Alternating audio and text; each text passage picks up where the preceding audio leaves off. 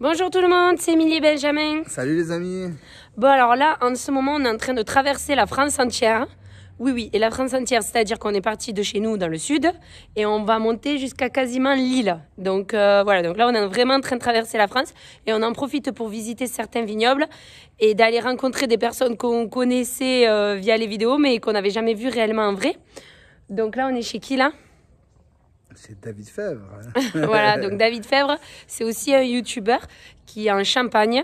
Et donc là, on prend un petit moment pour aller chez lui. Donc on va le déranger 5 minutes, même un peu plus, je pense, vu toutes les questions qu'on a. Et il va nous faire visiter ses vignes, le matériel, sa cave qui est derrière. Et sûrement qu'on va déguster un petit peu de champagne. Mais juste un truc qu'on avait déjà vu, chérie. Ah oui, c'est vrai, on avait croisé. On l'avait vu au Cité Vie il y a 2 ans. Ouais. Mais on n'était pas restés longtemps ensemble. Mais bon, on va quand même là aller dans son quotidien. Ça, c'est top. Ouais, donc en fait, dans la vidéo, vous allez voir un petit peu ce qu'ils sont en train de faire en ce moment. On va vous montrer les vignes. Et On va montrer David. Ouais, et puis vous allez voir David, qui est fabuleux. Je vous invite à d'ailleurs, parce que c'est quelqu'un de très engagé. Et... Ouais, donc c'est David Fèvre. Révélateur de terroir. Allez voir ce qu'il fait, c'est franchement fantastique, il explique très bien, c'est complètement différent de chez nous, hein, ça c'est sûr. Hein. Ça n'a rien à voir. Déjà, on va se faire les mollets parce que vu les côtes qu'il y a, quand on est arrivé, on a vu qu'il y avait des belles collines. Donc voilà que nous, c'est presque, nous on a l'impression qu'il y a de la pente, mais en fait c'est plat par rapport à chez lui. Il y a toujours un petit peu de pente chez nous, mais là ça n'a rien à voir. Ouais, voilà, c'est ça, et puis il n'a pas du tout le même matériel. Donc voilà. Donc allez, on va vous présenter tout ça et j'espère que vous allez vous régaler autant que nous, on va se régaler. Blanc. On peut en manger? Ah ouais? Mais je me doutais bien que... Ouais. On peut manger le raisin? Ouais, alors il faut que tu prennes le bien noir. Noir. Il est bon ou pas? Tiens, regarde, goûte. Pourquoi il en reste un petit peu? C'est parce qu'ils n'étaient pas mûrs quand vous avez vendangé? Nous, ce qu'on appelle des bouvreux, les deuxième génération. Ouais, nous on appelle ça les verjus. Ouais, c'est ça. Ça, c'est cool. Bon, là, ça monte un petit peu. Donc là, on est en train de descendre, ça va. Mais tout à l'heure, quand on remontera, on va se faire les mollets. Non, ça va, si tu manges ça. Ouais, si, quand même. Mais c'est déjà pas mal. Et après, tu l'ouvres un peu, tu le casses un peu, ouais. Bah ouais, pour... Pareil, si t'as des racines qui vont un peu vers le haut, histoire que ça reprenne. Ça se redéveloppe, ouais. Ça tombe pas en rond. C'est joli, hein? Oui, hein. Tu vois, c'est des bébés vignes qui mettent. Mais oui. Tiens, regarde, voilà, il y en a un là. Donc là, hop là, il y en a un qui est mis. Là, il y a les trous ici. Des baby meuniers, ouais. C'est ça. On remet des fiches en U, en ferraille, des épais, pour les protéger, je sais pas, autour de terre. Ça bloque tout. Ah, et ça te. Même les piquets, non, tu dois les prendre. Si l'installation elle est costaud, ça va, ça se déclenche. Si effectivement c'est des plus petits pieds, alors là, une mauvaise protection. Travail pression d'huile là, du coup. Bah, c'est ça.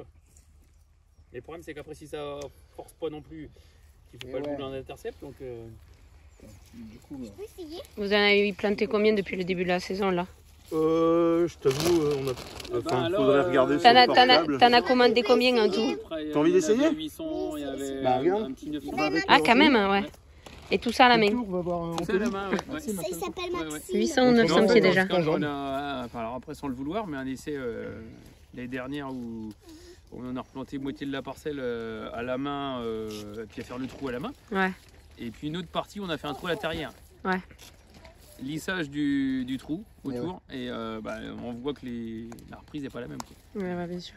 Alors on pourrait effectivement faire un peu plus tôt, et puis on prend un engin, un machin. On voit bien que les taux de reprise ils sont bien conditionnés par rapport à la façon de le mettre. Bon, après par contre la terre elle est hyper meuble par rapport à chez nous, quoi. Là, oui, ça... Parce que là les trous là comme ça, nous on peut pas les faire. Hop là.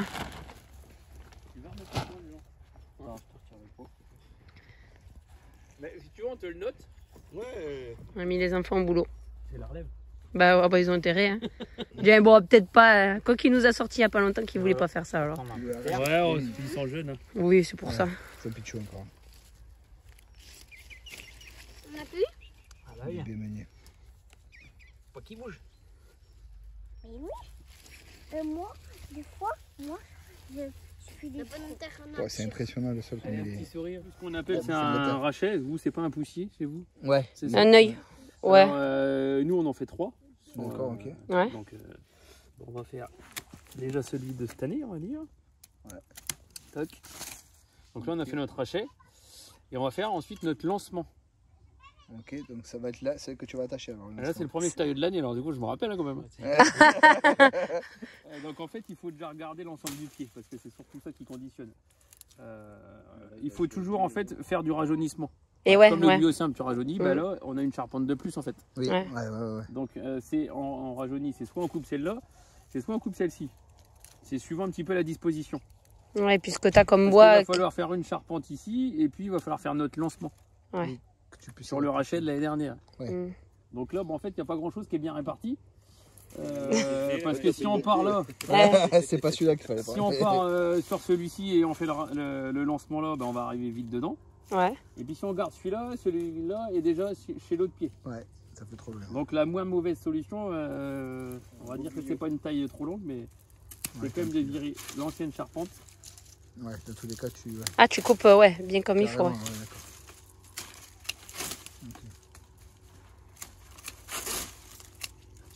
Nous, c'est ça qui est... Bah, je pense que vous aussi, c'est de tirer le bois. Non. Non, ah bah vous faites à la machine maintenant. Tout est à la machine, hein. On tire plus. On ne tire plus les bois. Ouais. Ah, ça c'est dur, c'est vrai. Ça, c'est crevant. Ça, je crois que c'est le pire du tailleur, je crois que c'est ça. Ouais, suivant les ficelles qui sont installées. Ouais, c'est ça. Les ficelles ne se vaut pas.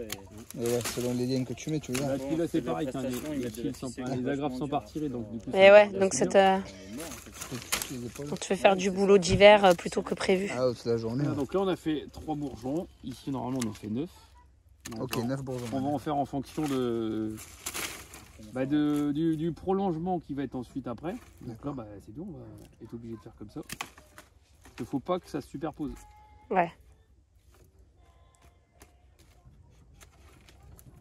T'as refait 9, pareil. Et là, on fait 6. 6, 9 et 6. 7, hein, parce que si effectivement ici, tu en as fait 7 ou... Et ouais, ouais. tu redescends. L'histoire, c'est d'équilibrer. Et après, on va le lier comme ça.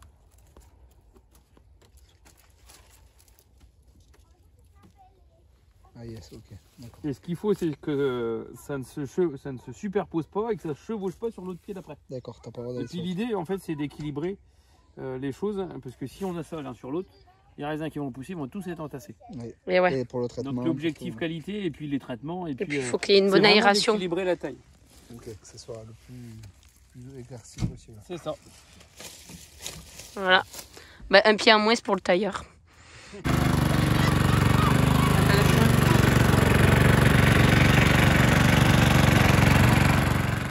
Arrête.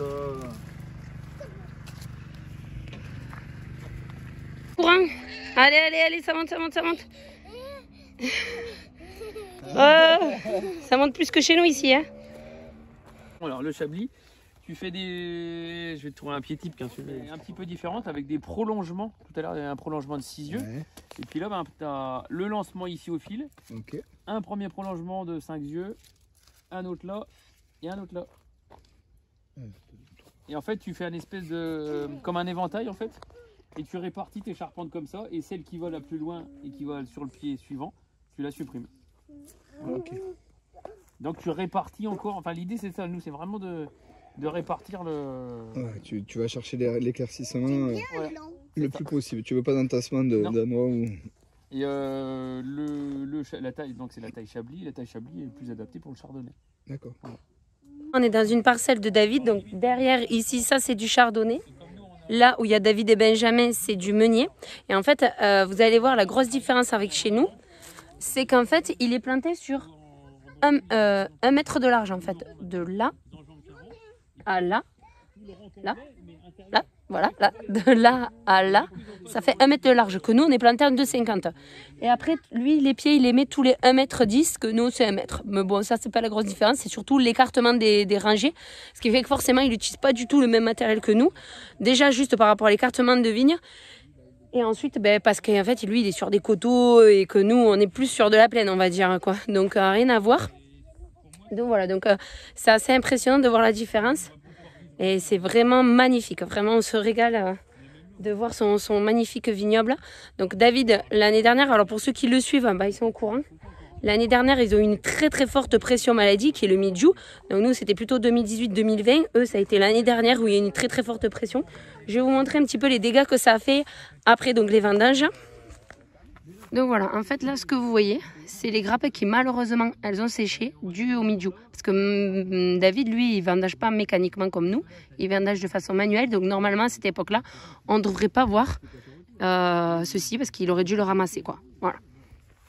Après par contre il a le feuillage qui est magnifique, il a une belle couleur, une belle coloration quoi.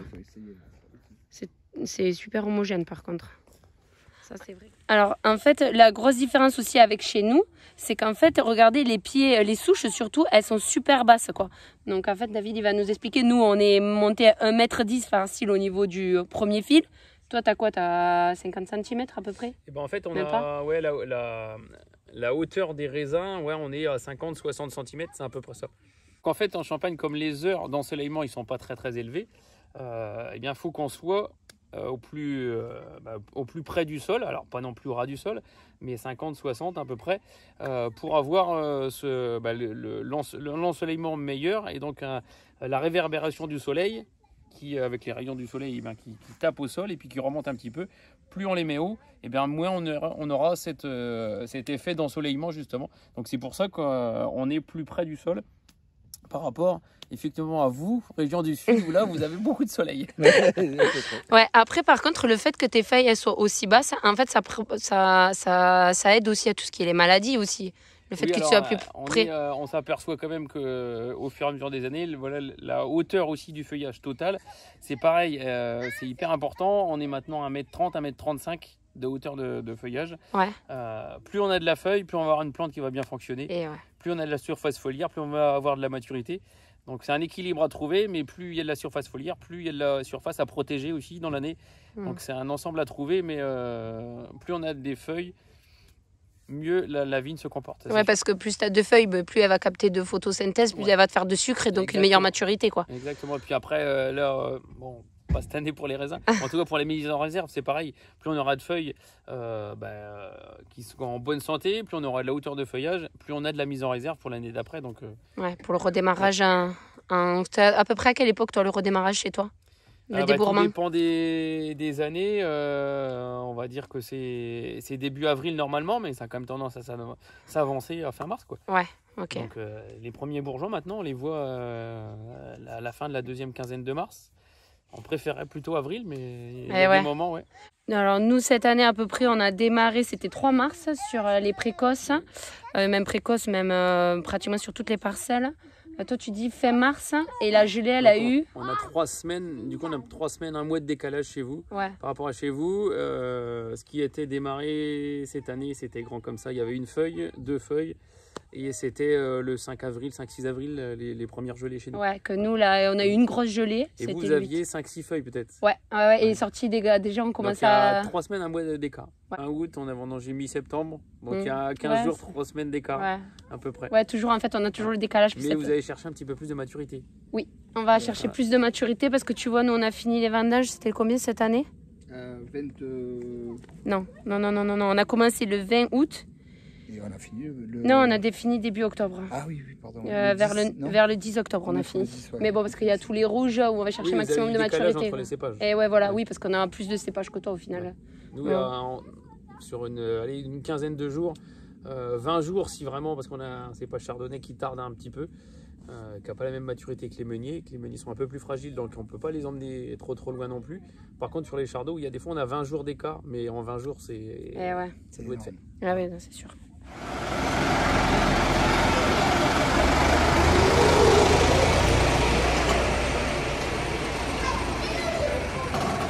Des verts, mais c'est pas la même teinte. Ouais, tu montes, alors tu fais attention à pas glisser. Non, mais c'est celui-là. Ah oui, d'accord, ok, super. T'avais demandé à personne, bien évidemment. Ça, c'est ton épandeur à engrais, ça. Donc, ouais, c'est ça, c'est l'épandeur en distribution par gravité. Là, il y a le 3 roues qui sert uniquement au travail du sol. Lui, il dit, il fait que ça. Il fait que ça. Et il fait quoi intercept? Oh, bah, il n'y a aucun matos de travail du sol, tout est là. D'accord. Il y a des Canadiens, il y a des disques. Ah ouais, les Canadiens, ça c'est top. Il y a des émouteurs qui sont là-haut, il y a des intercepts manuels, il y a des crénelés. Il y a un peu de... Et là, ta grosse... sur le plateau. Combien de litres tu mets dedans dans la cuve là? Il y a 800 litres. Ah oui, c'est une grosse cuve, ouais. C'est pas mal. Il y a 800 litres et puis l'autre elle est plus petite. Mais là t'es en face par face, mais sur le dessus du rang et puis là t'es vraiment dans le rang quoi. Ouais. Ouais, là tu... C'est un vrai face par face, ouais. Ouais, c'est vraiment type ce que j'ai moi en fait. Ouais. Et là, ça, enfin, moi je trouve ça beaucoup plus efficace. Ah bah ouais. quand toi tu traites, c'est à peu près combien ton volume de bouillie à l'hectare? On est 200, un peu plus de 200 litres hectare. Ouais, oui, c'est normal. Et on se rend compte, avant on était à 150 et cette année tu vois qu'il y a une différence. Et ouais, t'imagines, nous on a 150 et on a que 4000 pieds hectare. Ouais. Donc c'est normal que tu sois plus que nous. Parce que t'as plus de volume de... Peut-être même pas assez. Ouais. Ah. Et encore, même nous on hésite à monter à 200 litres, tu vois. Donc... Et ce petit chenillard comme Elisabeth. Comme Elisabeth, c'est une marque ça? C'est Ronda, c'est Ronda, ouais. Comme Elisabeth tout à l'heure. Et puis j'en ai un plus gros, le côté qui est et après, hydrostatique, où tu montes dessus avec des manettes. Et après, t'en as un où tu mets le pulvé aussi, on t'a vu avec... Et puis les pulvés quand ils sont là-haut. Ah ouais. Bah, c'est des petits qu'on se sert pour mettre. Et là-haut, c'est quoi? C'est comme nous, ce qu'on avait, la brouette, hein, le même principe? C'est un solo. J'avais vu ça, j'ai dit, j'ai la même. Toi, elle est beaucoup plus perfectionnée qu'à mienne. Mais ceux-là de pulvé, tu t'en sers que dans les toutes petites parcelles, non? Ou dans les parcelles où c'est un coteau? On a fait 5 passages comme ça. Ah oui, parce que tu pouvais pas rentrer avec les tracteurs. Je l'ai vu, moi, j'ai vu sur la vidéo. Ça, c'est derrière ça, dans ce qu'ils avaient dans les lignes. Affreux. Tu dois passer une journée. Alors, on a des mâchoires. Alors, historiquement, il n'y en avait qu'un. Quand j'ai démarré, il n'y en avait qu'un. Un avec les belons, donc les belons, c'est les cuves noires, c'est les petites cuves de réception en fait. Il y avait le pressoir, une seule cuve, c'était que ça au démarrage. Puis au fur et à mesure du temps, pareil, on a fait aussi de la prestation de service. C'est pour ça qu'on a remis un deuxième pressoir. On a remis un deuxième pressoir et puis là, je les ai remis dans le milieu pour pouvoir remettre des cuves derrière en fait. Ah oui, ouais, t'as rajouté. On a gagné en place parce que vous allez voir dans la cuverie, il n'y a pas assez de place non plus. Ouais, c'est celui au bout qui est complet. Et ça, habituellement, tu les remplissais? Je faisais une cuvée, c'est ce que je faisais une seule cuvée, une cuvée qui s'appelle l'or de fer. Ah oui, le champagne, le haut de gamme que tu as. Mais là, c'est la récolte latérale. En fait. Ah ouais, ça c'est triste. Là, ce que vous voyez écrit là en haut, là, hop là, en fait, c'est le nom des parcelles. Alors, il y en a qui sont mignons. Donc là, c'est la mise en bouteille, là, c'est l'étiquetage, je crois. C'est l'étiquetage. Ok. On va parler de Chine à 30 ans. Ouais, mais bon. Mais qui va falloir changer un petit peu aussi. Ouais, comment ça va? Mais tout simple, on met des coiffes comme ça manuellement. J'ai acheté l'étiquette de l'autre côté et puis on rentre un peu de verre. On prend les coiffes. Et surtout, Belgique, c'est quand on fait ça. Ouais, et qu'il n'y a rien qui tombe. Normalement, on va en retirer une. Il y en a déjà pas mal de retirés. Voilà. Yeah. Ça tombe pas normalement. C'est bon, c'est pas tombé. C'est arrivé de la casser donc. C'est pas tombé.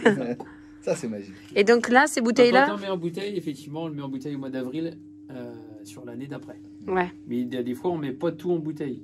Comme là, j'ai encore des vins des autres années en cuve. Donc, on va voir ce qu'on fait. Mais il y a des fois dans la bouteille des vins, c'est ce qu'on appelle les bruts de 100 années, des vins qui sont plus vieux que la vendange précédente. Ouais. Mmh. Donc, tout dépend de l'assemblage qu'on veut faire. Par exemple, ici, on a sur un tirage 3 juin 2020 de la vendange 19 et 18 dedans. Il y a des meuniers de 2018 et des meuniers de 2019. D'accord, ok. Ouais. Mais là, ça a été fait. En plus, c'était avec le Covid. Avec le Covid, on a décalé la mise en bouteille, puisqu'on ne savait pas non plus si on devait faire la mise en bouteille, faire travailler du monde ensemble et tout. Donc, on a décalé au mois de juin. Ouais. D'habitude, on fait ça au mois d'avril. D'accord, ok. Et là, les bouteilles elles vont rester pendant combien de temps? Ça, c'est une mise en bouteille qui va commencer à être vendue 2020. Tout dépend comment ça roule là. 2023, début 2023. Ouais. D'accord. Donc entre la vendange, enfin l'année de récolte, et puis l'année, tu as presque 4 ans. Ouais, 4 ans. Et là, ensuite, après... Entre 3 et... Enfin, entre, je dis l'année culturelle, mais oui, c'est 3 ans de stockage. Ouais. Tu stockes 3 ans à peu près. Tout dépend des besoins. Tout dépend un petit peu de la cuvée, parce qu'il y a des cuvées qui sont prêtes un peu plus tôt, des cuvées qui demandent à vieillir encore un peu plus. Il n'y a pas de standard en fait là-dessus, c'est vraiment comment la cuvée elle évolue. Ouais. C'est surtout ça. Et de temps en temps, tu en ouvres une pour déguster? Ouais, ouais. plus que de temps en temps. Et ouais, bah oui, t'es obligé, ouais. Année, tu le fais, ou, Ouais, c'est les trous, c'est ça, ouais. C'est pour ça les trous, ouais. C'est pas juste pour montrer aux clients. Il y a le côté... Ah oui, attention à ton jus. Il y a le côté réglementaire et on a aussi des... Il va tourner? Ouais, il va tourner, c'est ça. Ah oui, et ça? Vidéo, ça. Donc ça, c'est... C'est le gyropalette. C'est excellent. C'est ce qui remplace le pupitre qu'il y a sur le côté. Ouais, et ça, c'est quel est l'intérêt? Ouais. Alors ça, c'est pour le remuage. Ouais, voilà. Là, au départ, quand tu le mets, c'est un vin tranquille. Ouais. Il n'y a pas d'effervescence. C'est ça. Tu fais ta mise en bouteille, tu mets des levures, du sucre. Les sucres qui vont alimenter la bouteille. Et là, on va reprendre à peu près 1,5 de degrés. Et on va prendre de la pression. Oui. On va prendre à peu près 5 bars, un peu plus de 5 bars de pression dans la bouteille. Et forcément, tu refais une fermentation. Et si tu refais une fermentation, on va se mettre plutôt la lumière par là. Ouais, il y a un dépôt. Voilà. Ok. Ah, t'as un dépôt qui s'est fait. Et c'est ce que nous, on appelle vulgairement la... C'est pas la lie? Si, c'est ça. C'est la lie, hein? Des lits, ouais. Ouais, c'est des lits, ouais. Une fermentation classique, mais Ouais, là, elle est ouais. en bouteille. Ouais. Et donc, ce dépôt-là, il faut bien le retirer. Et c'est là que... Et c'est pour ça que c'est ce que vous Soit appelez... on passe sur des... à l'ancienne, sur des pupitres comme ça. Donc, nous, on le fait, par exemple, sur les pupitres à l'ancienne, sur des contenants différents, plus petits, plus gros, ou des cuvées un peu spéciales. Et une fois qu'on a réussi à faire ça, donc il y a tout un cycle en fait. Hein. On le remue, c'est des quarts de tour ou des huitièmes de tour dans un sens ou dans l'autre, et au fur et à mesure on redresse un petit peu la bouteille comme ça. Ouais. Voilà. Et au fur et à mesure du cycle, il faut à peu près, il y a une 50aine d'étapes, donc matin et soir. Ça fait 3 semaines à peu près. Ouais. Et donc le dépôt arrive. Putain, ouais, il est vraiment bien là-bas. Ouais, Voilà. il est arrivé au bouchon, quoi. Il arrive là. Vas-y, approche-le. Attends, c'est que j'ai pris... Ah ouais, on le voit bien. Voilà. C'est impressionnant. Et donc du coup cet appareil-là aujourd'hui, pour la plupart des cas, remplace justement le travail manuel. Temps Là, manuel. ça met 5 jours, 5-6 jours. Il fait son cycle tout seul. Mm. Donc voilà, on est pas... Et là, t'as combien de bouteilles, là, à Il y a l'intérieur? 500 bouteilles. 500 bouteilles. Une machine qui fait un glaçon. Ouais. On le plonge dans un liquide qui gèle à moins 20, peut-être bien, un truc comme ça. Qui gèle assez fort. Et comme ça, le glaçon emprisonne le dépôt. On peut retourner la bouteille. Ouais. Décapsuler avec la pression. Le glaçon part, le dépôt avec. Mm. Et c'est là qu'on vient mettre le dosage. Donc brut, extra brut, demi-sec. Ah, t'as le vieux, ton... Ouais, Alors- le- Non, non, non, pardon, non, pardon, la liqueur. La liqueur, Le la liqueur. Le sucre. Juste le sucre. Pour savoir si tu fais une cuvée, soit en extra brut, en brut, si tu veux la faire plus ou moins sucrée.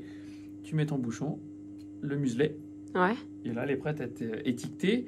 Et nous, généralement, on fait cette étape-là 6 mois, 8 mois avant la vente.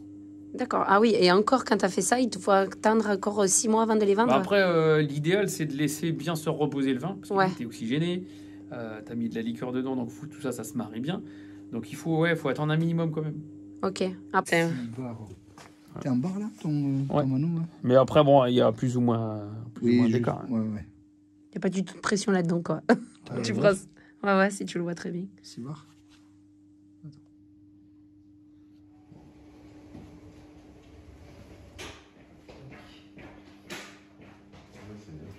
Alors, est-ce que tu vois pince à dégorger. Ah, nickel. Bon, on la voit pas trop de toute façon, mais t'as la bulle là, donc il faut qu'elle remonte Ouais, je dois, ouais. tranquillement.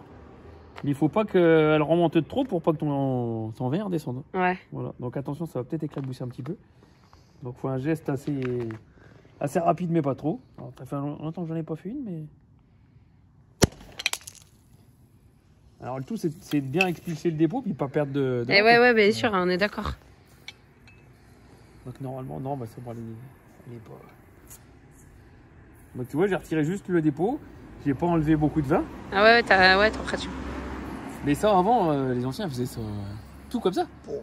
Pour le... Moi, quand j'ai démarré, enfin, on faisait comme ça. Non, pas que de rigueur. Tu pourrais l'envoyer, il n'y a pas de problème, ils auraient pas trop de mal. Ouais. Ah bah, regarde, je vais te l'envoyer.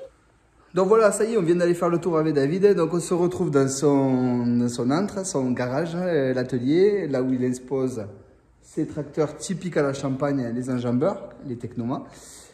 Donc voilà, j'espère que la vidéo vous aura plu. Nous, en tout cas, on s'est régalé. C'était un vrai régal de partager ce moment-là avec David. C'est quelqu'un de très engagé, avec qui on s'est régalé. Ah oui, franchement, très simple. Vraiment, on a passé un excellent moment. Et puis, c'est régalé de nous montrer un peu ces vignes. Et nous, on s'est régalé de les voir, quoi. Donc, un réel plaisir. Donc, je vous dis à la prochaine vidéo. Et on continue notre petit tour de France. On part, nous, sur Reims et ensuite on monte à Lille. Voilà. Voilà. Bon, alors après, pour savoir, on est désolé parce qu'il y en a certains, ils nous ont dit passez nous voir. On est désolé. Là, en ce moment, on avait les enfants, donc c'est compliqué de s'arrêter partout. Mais vous inquiétez pas, un jour, on le fera où on viendra visiter vos exploitations avec grand plaisir. En tout cas, là, pour l'instant, de tout ce qu'on a vu, c'est magnifique. Vraiment, on a un beau pays qui est la France et on a des très beaux vignobles. Nous, c'est vrai qu'on reste beaucoup chez nous puisque le travail fait que. Mais en tout cas, on voudrait vous féliciter à tous parce que pour l'instant, on est côté Est. Mais les vignes sont fantastiques, quoi. Bravo, bravo à tous, quoi. À bientôt. Plus.